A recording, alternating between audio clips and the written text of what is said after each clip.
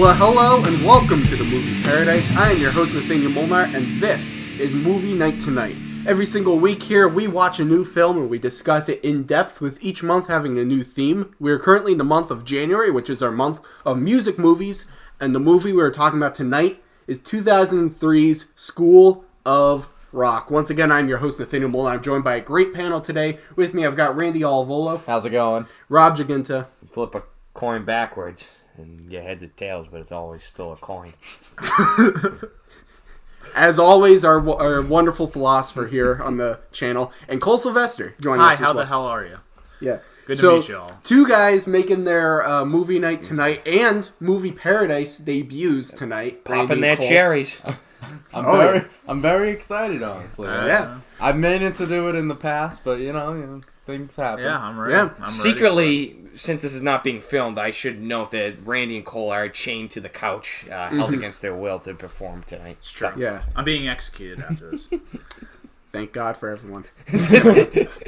So, how this works here, since you guys are new to Movie Night tonight, is we're going to start off by going around saying what our first impressions of the film are and roughly how many times you've seen it. So let's start with Randy. What are your first impressions of School of Rock? How many times have you seen it? Definitely Jack Black's best movie, by far, I'd say.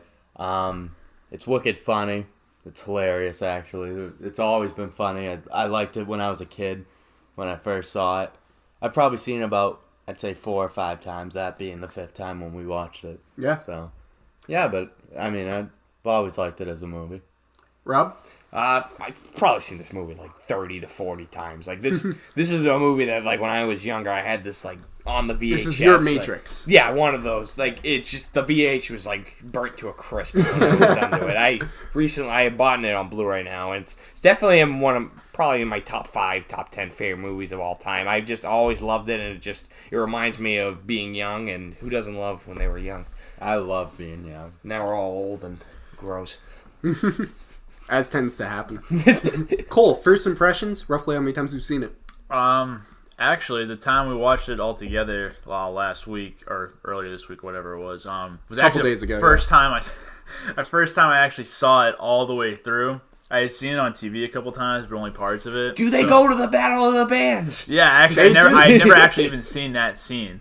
So, yeah, I love the movie. I thought it was really awesome. And usually I hate pretty much all movies with Jack Black. But I knew you were going to say general. I usually hate movies, but this like is a Shallow good picture. Hal. No, usually Cool. Jack Black kind of just, I don't know, some of his movies I'm just not really a big I can fan agree of. with that. And I like He I can really be hit or enjoy- miss. Yes, he's very hit or miss in my opinion. What was it, Gulliver's Travels? That was horrendous. He I was don't know if you've perfect seen for that. this role, I'd say. Yes, Yeah. he was. So, going off of my first impressions, I love this movie. I've probably seen it 3 or 4 times, I'd say. Isn't that what you said, Randy? 3 or 4? Yeah, about 3 or 4. Yeah. But I've enjoyed it all 4 times, you know? Yeah, probably about the same. I love this movie. Every time I watch it, the comedy works on all levels. I think it's a great music movie, and we'll get into that in a little bit, how it functions as a music movie. Mainly because I love all the music. Like, this is my kind of music when we're talking about, Led Zeppelin, Sabbath, AC/DC, like all these kinds of classic rock music. So having that be the forefront of the film and really, like, at its core, it's all built around this kind of music. I relate more to this film. I think Jack Black is phenomenal in it. I think the writing is razor sharp. I think all the execution is great. I think this is probably my favorite Linklater film. I think Richard Linklater knocks it out of the park. I mean, Dazed and Confused is also excellent, but I'd say this is my favorite. So those are my first impressions. So if I did not say at the very beginning, this is a spoiler discussion. We're talking about School of Rock as if you watched it with us. So we're gonna go over every beat, every sound, every note that was in this movie. They all die at the end. yes, this Close is enough. Infinity War. Everyone gets dusted. They all caught sticking to the man ISIS and perished at the end. Yeah. You're not hardcore unless you live hardcore. Actually, I mean, who knows what they'd be up to today if they were still alive? They could be This sets it could have a sequel. It could have a darker sequel. I'm pretty sure they're all still alive. I'm just pointing that out. I mean, in the movie verse. What? Yeah, Like Within the context of the yes. film, if they were to have a sequel that picked up like 20 years Yeah, later. I know the actors are probably still alive. Jack Black would be an old man. He's not So- that old. He's only in his 40s. So I want to talk about, start off with this is our month of music movies. And each movie that we've talked about Almost Famous, we've talked about Straight Outta Compton. Each music movie that we've talked about what inherently makes these films music movies. What is it about the DNA of the film that makes it a music movie, so much so that if you were to take away the music from the movie, it does not function as a movie. So I'd like to open it up. What is it about School of Rock that inherently makes it a music movie? Pretty much every thing about that movie is revolved around music. Like you were saying, if you took the music out of it, it wouldn't even be a movie. Like it's not like in movies like Bohemian Rhapsody, it's about his life plus there's music in it. Yeah. Like if you were to take the music scenes out, the movie wouldn't be as good, but it would still work. Yeah. Because it's mainly about his life. This is all music. Everything about the movie is kind of music. You don't really have anything there if you get rid of the music. Well, I think I agree with you. I think this is absolutely a music movie. Yeah. I think all these movies we've talked about, there's no doubt about them, they're music movies. I do think one of the reasons why School of Rock works as well as it does is because at the core of its film, it is about the music, but it's also about Jack Black's character, Dewey. And it's about his character arc and how he evolves throughout the film. And really, if you take away all of the music stuff about it, those are all important elements because they're important to Dewey's character. Exactly. And they help shape him as a character. But at the core of this movie, it's about an immature guy who's kind of a slob who doesn't have his shit together, kind of figuring out who he is and what he's supposed to do with his life and really shaping up and becoming a man. And all he cares about is rock and roll, Yeah. that's all he wants to If do. anything, if you were to break this movie down, I feel like music would be the antagonist of this film to Jack Black's character, because it seems like it's always just something that keeps him from transitioning into adult and getting his stuff together. Yeah. And we see that his character Ned does that, and then he gets When he impersonates Ned? Or the actual Ned. Okay. We see that he was in the band with Jack Black And back then in he the grew day, out of but it. he grew out of it, and he Yeah. was able to get his stuff together. And there's one of my favorite moments of the film is like that was when Ned Schneebly says that was fun like 20 years ago, but I grew up, and you need to too. And I going off of that, I think the movie perfectly shows, because like you were saying, Dewey he's a kind of, if he was a rock star, he's washed up. Yeah. It's arguable whether he even became a rock star. He's just been kind of in this pit of his entire life where he's been trying to live out his dream, but it hasn't been going the way he wants it to go. And then you have Ned, who gave up on his dream, and from Ned's point of view, his life is so much better.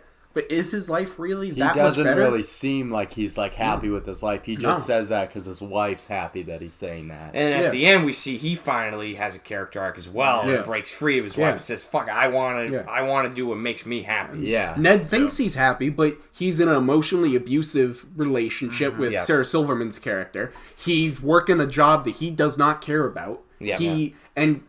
Nothing gets him excited in life. And you could say for Jack Black's character, Dewey, I mean, maybe things aren't going the way for him, but at least he's doing what he loves. And so I think it kind of shows, this is, similarly, Rob and I, we talked about passion in Almost Famous, and how that was a movie about passion. This is also a movie about passion, but it tackles it in a different way.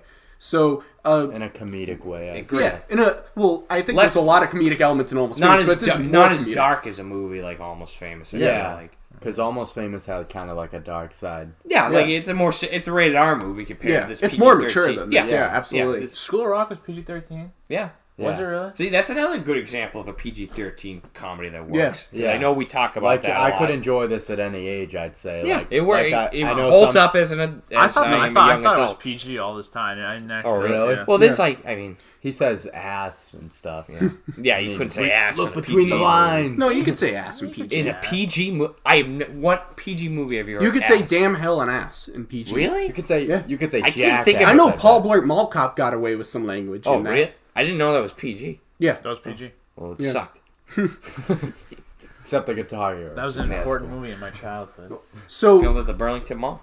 So going back to this whole idea of comparing Almost Famous and School of Rock, Cole, did you see Almost Famous with us? I can't remember. I did not see it. Have you? You haven't seen the movie? I've seen parts of it on TV, but that's You don't have to lie. I've seen parts of it on TV. Okay. Well, so I mean, all right.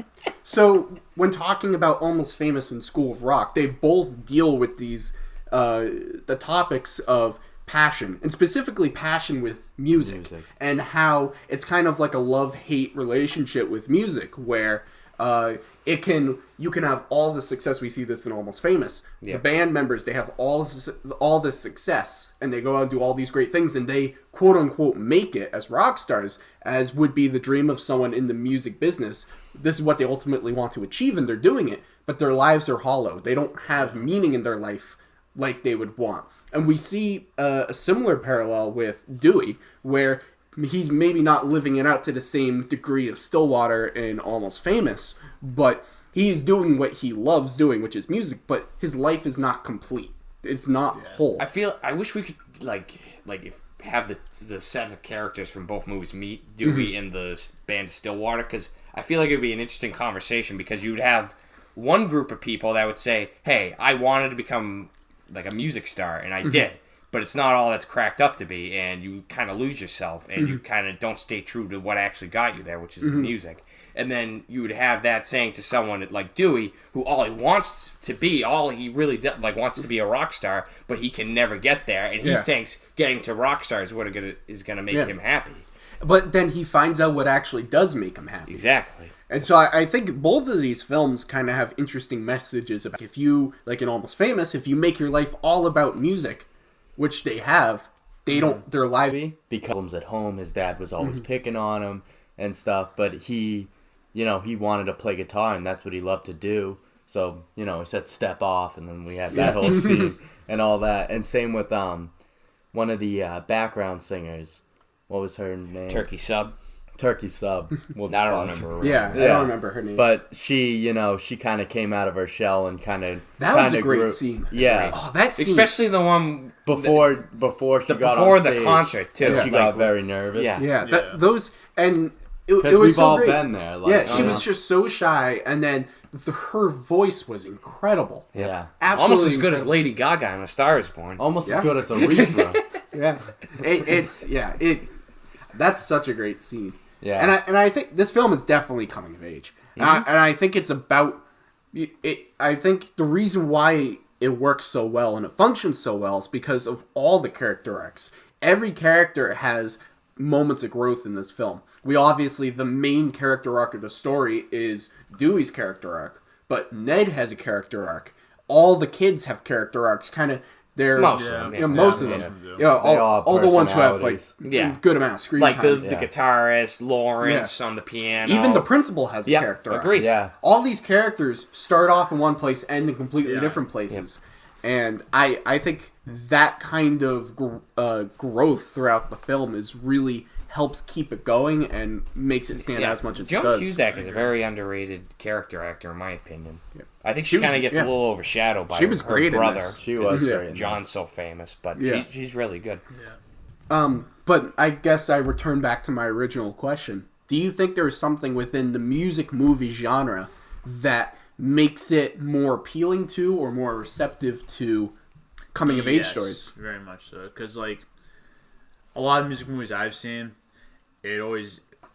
pretty much all the ones I can think of, like I just recently saw Vox Lux, and in that, it's not exactly actually it kind of is a coming of age film, because she starts in one place and she ends in the other place, and you see her grow as a person, and now she kind of realizes literally in age, literally in age, and you just see how she kind of evolves throughout the movie, and I've noticed that a lot with music movies, like even in Bohemian Rhapsody, you see him.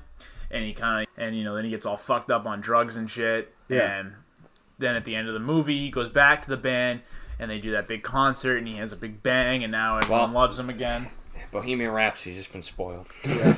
If you didn't know the story, if you didn't already know the story of Freddie Mercury, come on now. But I've just noticed they landed on the moon in First Man? Well, moon landing's fake, so. The moon landing is, yes, I agree, it is fake. So. But no, going off what you're saying, yeah. I think any good music story or music movie where it's about, more times than not, it's about characters and their journey through discovering music or growing within the industry or becoming famous, and so naturally there is this growth that is parallel to their discovery of music and all that, and their growth within the industry and their love and passion for music. But their characters, as a result, as that passion grows, they as characters grow as well. Yeah. And I think that just lends itself more to a coming-of-age story. I think just music in general can really just shape how someone grows as a person. Like, as an example, on Almost Famous, like, when he's younger, that character, I forget his name from that movie, but he's kind of just a nerdier kid since he's, so smarter than everybody else pretty much. But then when his sister gives him that music, it totally changes him as a person. Yeah. And I just think music in general in the real world has that effect on some people. Yeah. I'd agree with that. I agree. So one thing I think that's interesting is that there's a lot of themes in School of Rock about, and Dewey quite literally spells it out, sticking it to the man. There's these ideas of rebellion and going against the grain and all that. And what's interesting is that these are themes that are central to a lot of the music that's at the heart of this movie. Yeah. Any of these bands... He was raised in this music, and that's what made him as a person, listening to this music. I think it's genius how Linklater takes themes and ideas from the music and incorporates it as themes and ideas for the actual film. I think that helps, and I think that helps make the music all the more inherent and integral to the film, because it makes it feel more natural. They're not just playing a bunch of songs for the sake of playing the songs.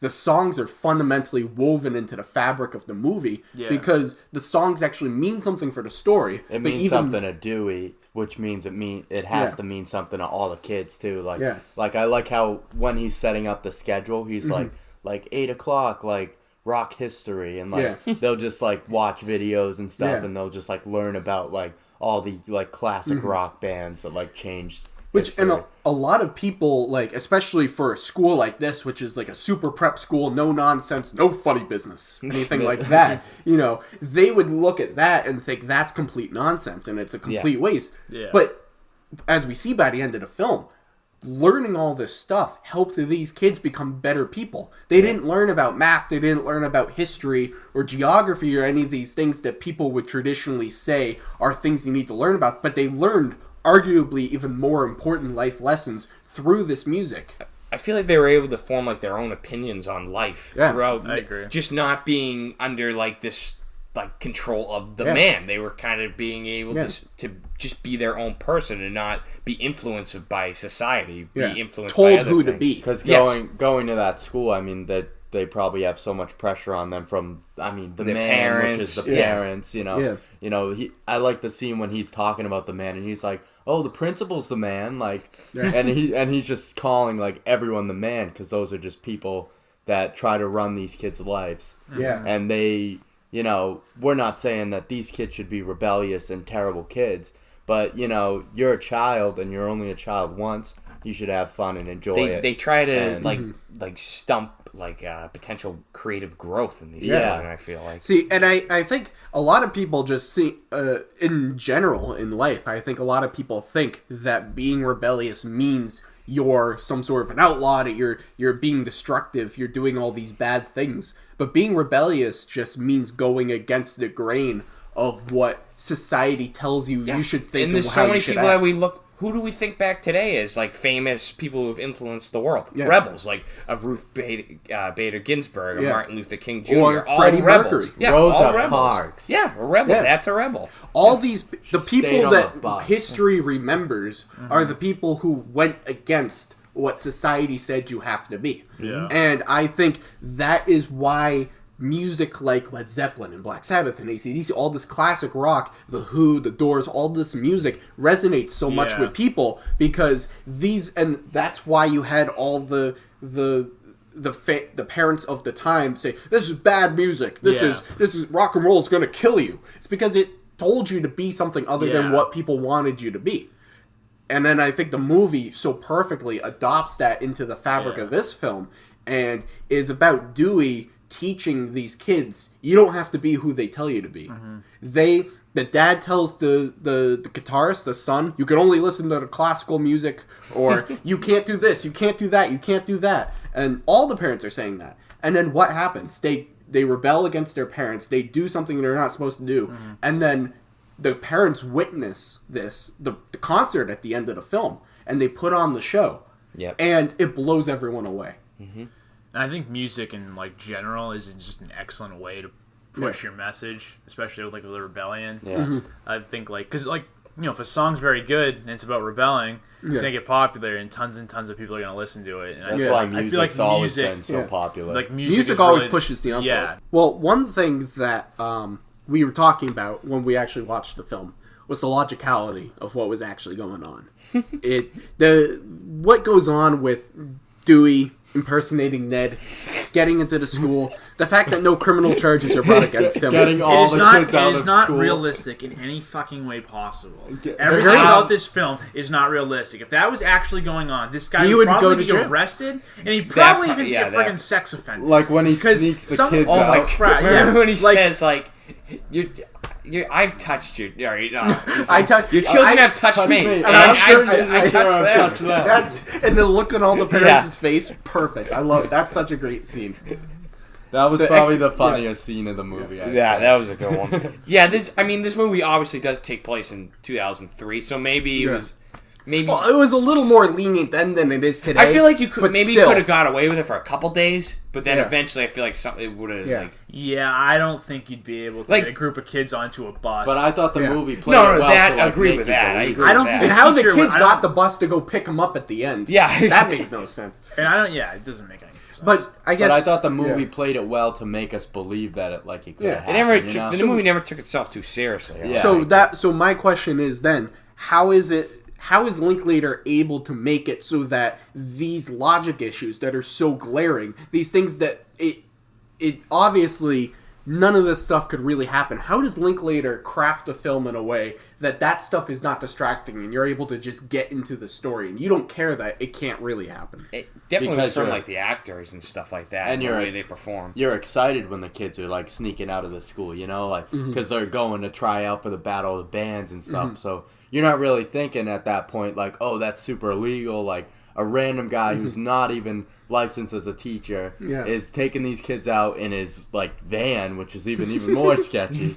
And you're not even thinking that because you're just excited, and obviously they're playing music, the music they're running to the van. I think that's kind of just part of the movie. It's for me, a lot of it that was funny was just seeing how absurd that this was, and seeing all the illegal crap pretty much that was going on. I thought that made it funny. I'm saying when I saw it as a kid, I wasn't really thinking that way. Now that I'm older and I've matured, matured a little bit. But it's all relative. Yeah, it's all. But I wasn't thinking that when I first saw the movie, in 2003 or 2004. But well, and I think Rob said also, the film doesn't take itself too seriously. It doesn't try to operate too much within reality. Exactly. I mean, it gives us the sense that this could happen in the real world, that these are real characters, but the focus isn't so much on the reality of what's actually going on. It's just on the characters and the comedy that arises through the characters. And I think Linklater's decision to keep this focus on the story, to keep the focus on the characters and on the comedy and on the music, I think if he did his job right, which he did, we're all so sucked into the story and the characters and the comedy and the music and all those elements that it's not until after, or at least well into the film, that we start thinking, wait, that can't actually happen. He can't actually take a whole bunch of kids off of the school premises and sneak them out onto a field trip like that. He couldn't do that. And he would obviously go to jail for everything that he's done. But the movie's just so likable that you're able to forgive it for some things, I feel like. You're laughing, you're enjoying yourself the whole time. If this was a boring movie or maybe the jokes didn't work and you're not laughing or being entertained, I could see you being harder on those criticisms. I could see this But I do agree that it does have logistical issues. I could see this movie failing if Jack Black wasn't the lead.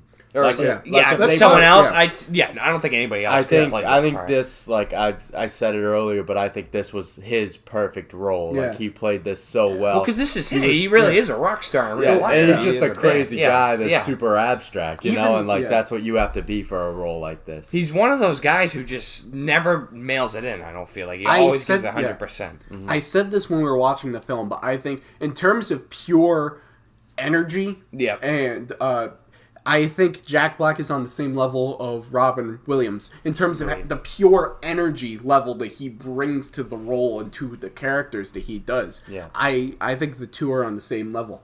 But it's interesting you bring up Jack Black because Jack Black, as an actor, was so fundamental into making this movie what it is. Writer Mike White, who he played Ned in the movie, when he was writing the script, he's not a fan of this kind of music. This isn't his music. The reason why the focus of the film was all this classic rock is because that's what Jack Black was into. Mm-hmm. That was Jack Black's influences as a real person. So And- it's like he wasn't even acting; he was just being himself. You know. well, he was certainly acting. Yeah, but, well, but in terms yeah. of At least he knows it made how to it play more the guitar authentic. and Yeah. stuff like that. Like he knows all the The music. screenplay elements was to all it. written in a way to highlight Jack Black Strengths. Exactly. Because it makes it more authentic and it makes it easier for Jack Black to get into this character and get into the moment because it's so tailored around who Jack Black is as a person himself. And I think that's a testament to great writing. When you can take your actor and you can really highlight the strengths of that actor and write a script to fit those strengths. Mike White's a very good screenwriter. He's Yes. I don't know if you ever heard of the movie called The Good Girl with Jennifer Aniston. That's I think I've heard of it, but I never It's saw it. another movie he wrote. Very, very well done. I would agree with that. Also, I still haven't seen Brad Status, the movie Yeah. he wrote and directed. But maybe one day. So the guy who played Ned's like the Yeah, real Ned Ned. Schneebly, yeah. That, He's the writer? Yes, Yeah. he wrote the script. And then Linklater was brought on to direct. Yeah. But I think what you were saying before about Jack Black, and I think you might have echoed this too, Rob. I don't think this movie works if Jack Black doesn't work.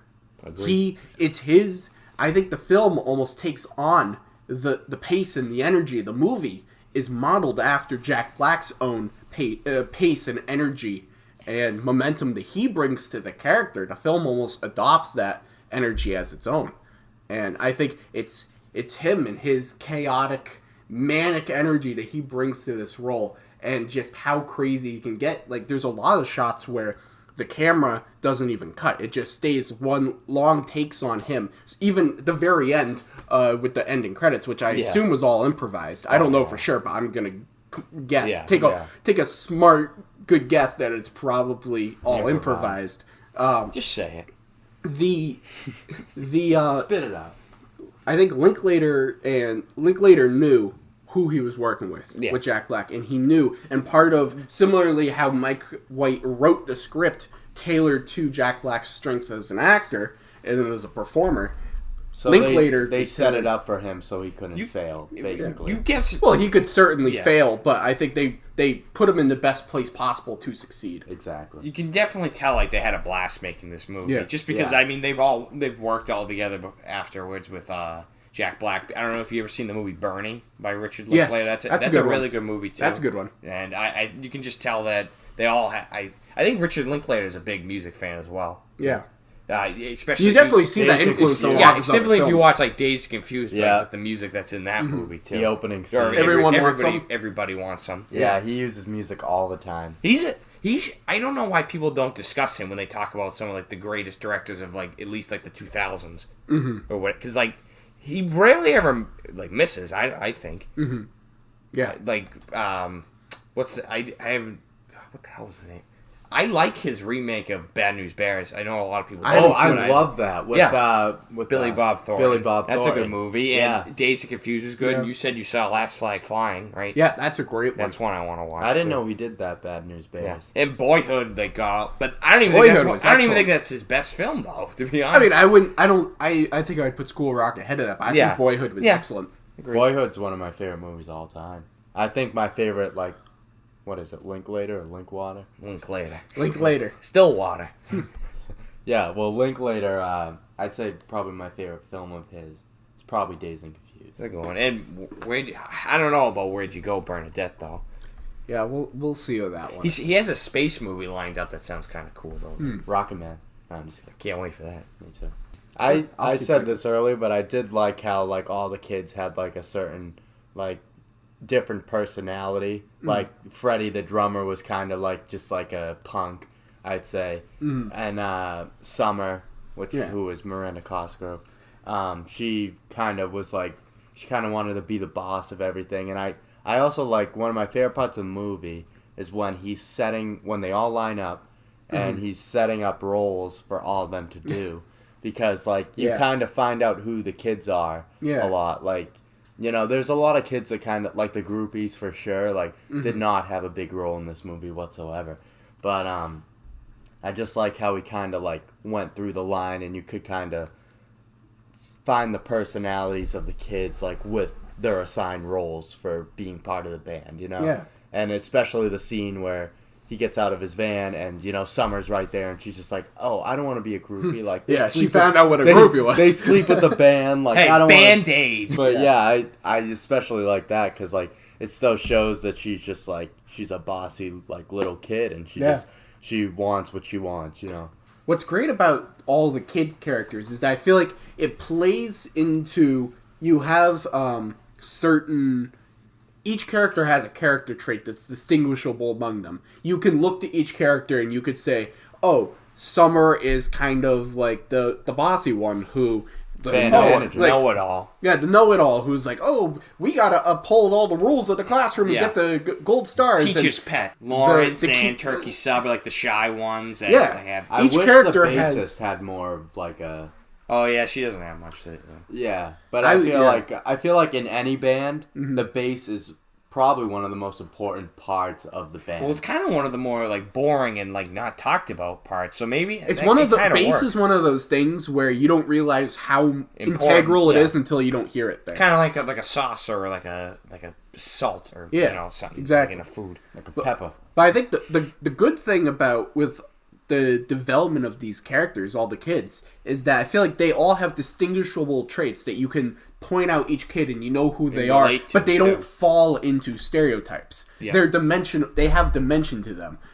Each character, while falling into certain traits in a certain line of who their characters are, they're not beholden exclusively to that. They have development, they change as characters, and there's more dimension and more facets to them as characters. And I think that even plays in line with the themes of the film, is that maybe they start out as more stereotypical or more within a certain box as a character, and then as they learn these lessons that Dewey teaches them about sticking it to the man, rebelling and growing, they change as characters and they kind of grow outside of that box that they began in. I feel like we always talk about it, but good job for hiring the right child actors who actually gave good performances. Because me and you, there was a ton of them. Yeah, and I can't think of one that like was not good or just acceptable. We always say on the show, having child actors and getting bad child actors can sink the film. Think of School of Rock. Think of it if they just got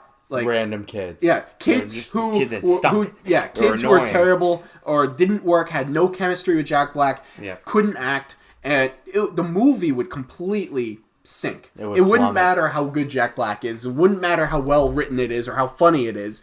A lot of comedy wouldn't work because you wouldn't have kids delivering the comedy right. It wouldn't matter how well directed it was. If the kids did not work in this movie, it would suck. Because I think he made the kids funny, and the kids like made him funny. It was kind of like a mutual thing. I think Jack Black and Linklater both knew how to work with these kids. I think Linklater knew how to direct the kids in a way to get the right performance out of them. But then also, Jack Black found the way to kind of push the kids within the scene. He got them, if the kids can't rely on Jack Black and trust Jack Black and put their faith in him in these scenes, within these scenes, and be able to work with him as an actor, and he isn't able to push them further within the scene as actors, you wouldn't get the performances he had. It's Linklater's direction and then Jack Black working with the kids within the scene that you really get across the board with a lot of kids, a lot of kid actors.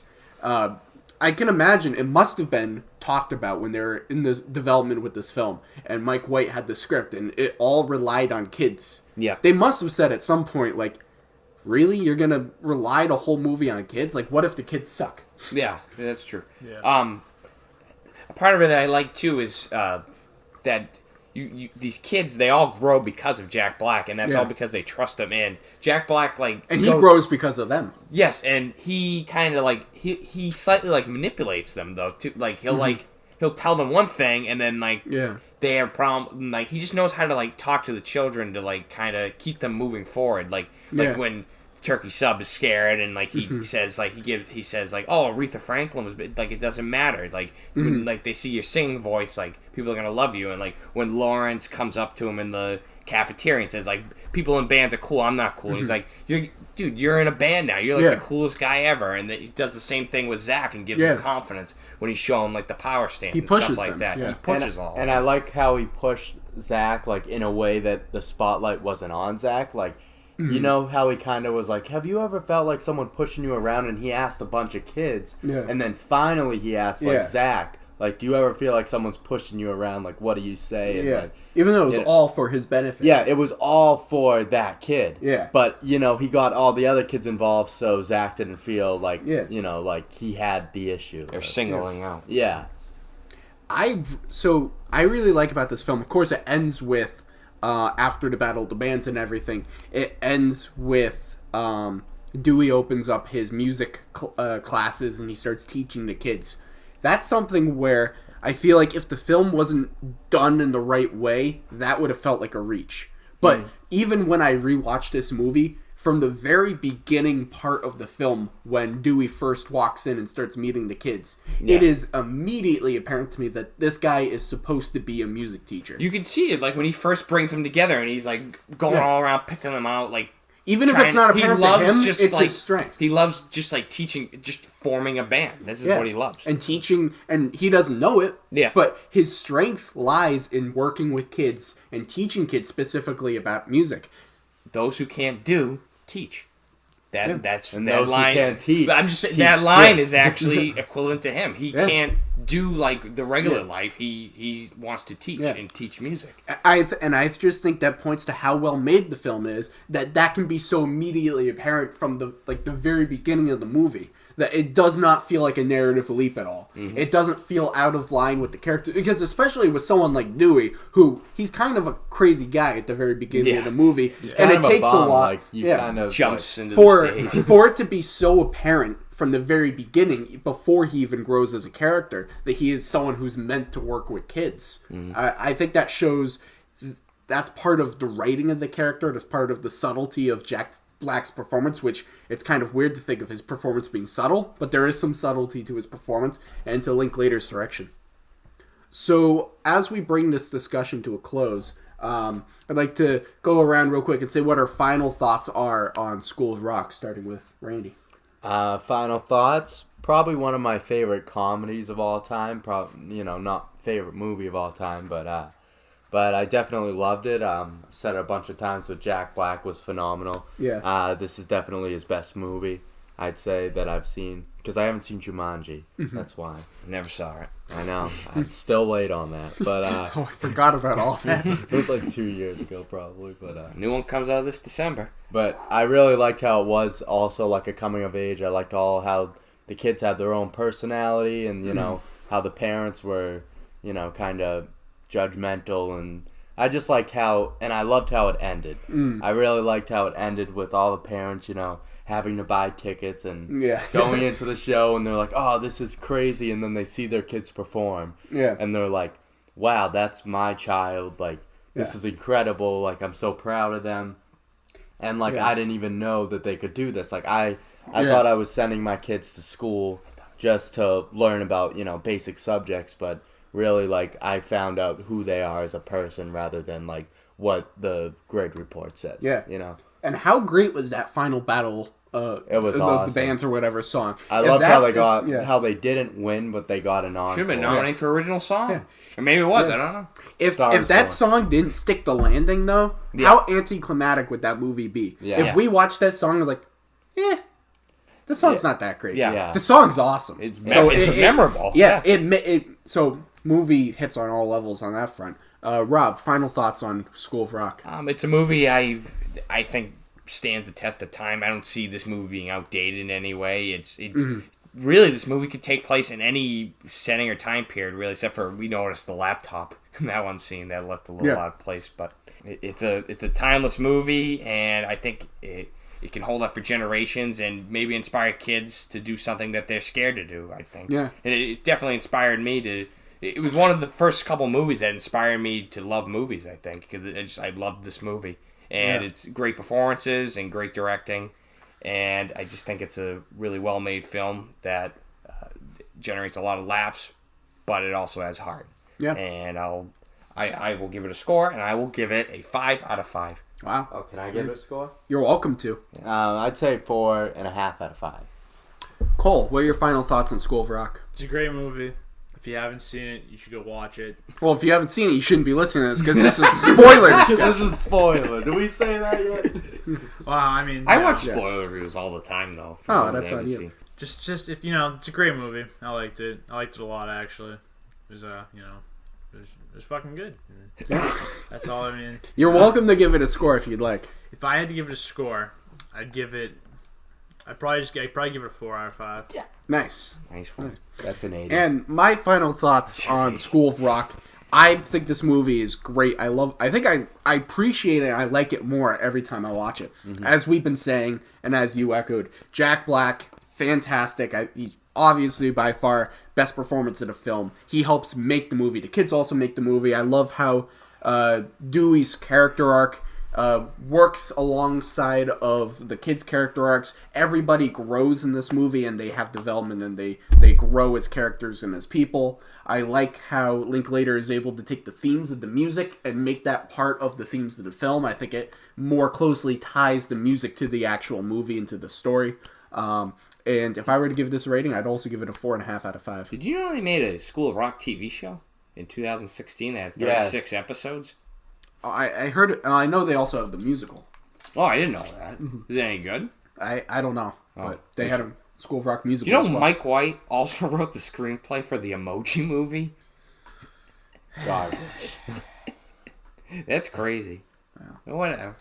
Anyways, that has been our discussion of 2003's School of Rock. Once again, I am your host, Nathanael Molnár. I'd like to thank my panel for being here. Randy Olivolo, thanks for being here. Thanks for having me. Rob Giachinta, thanks for being here. As always, be yourself. Be yourself. Cole Sylvester, thanks for being here. No problem. So, make sure to like, comment, subscribe for more content. Be sure to follow us on all of our various social medias at Movie Night TNT. That's Movie Night TNT.